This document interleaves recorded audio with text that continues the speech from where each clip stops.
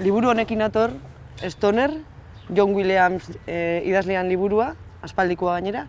Neri gehien gustatzen jatean liburuen historiak beti dira bizitza normalak.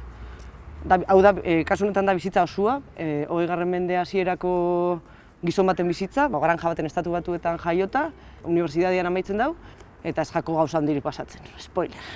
Baina idazteko era eta bere eguneroko erabakiak eta plazer bat irakurtzia, parrafo guztia dira oso interesgarriak.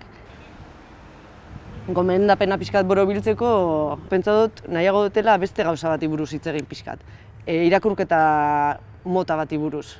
Irakurketa nik irakurtzen duten moduari buruz. Irakurketa izan lehike libria eta libria baino gehiago igual kaotikoa.